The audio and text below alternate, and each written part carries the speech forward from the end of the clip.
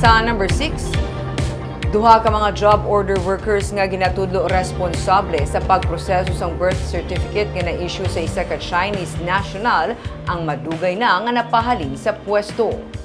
Wala pa nasuguran sang Philippine Statistics Office ang pagpangusisa angon sa nangin questionable nga birth certificate nga na-issue sa isa ka Chinese national sa nagligid nga semana. Natigayo na nga napahalin ang duha ka mga anay job order workers sang Civil Registrar's Office nga sadto ginatudlo responsable sa pagproseso sang dokumento. Ginpahayag ni Civil Registrar Attorney Hermilo Pauyon na 2019 sang ila ini matalupangdan.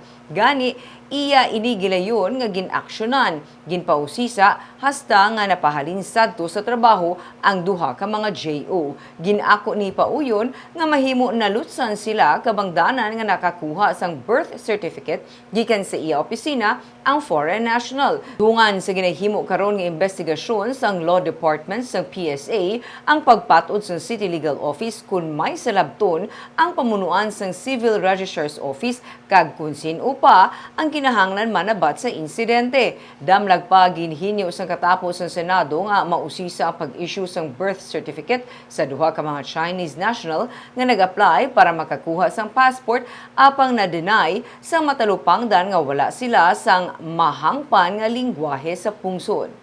Mga tao, sila ya sang city mayor mo bilang kin-assign lang din sila sa akon kag hindi sila ya permanent. So ang basta mga amo na nga sitwasyon ginapasa na ya sa city mayor kay ilan na tao. Tingnan taon ta kung paano paglusot no para ta kung either may negligence or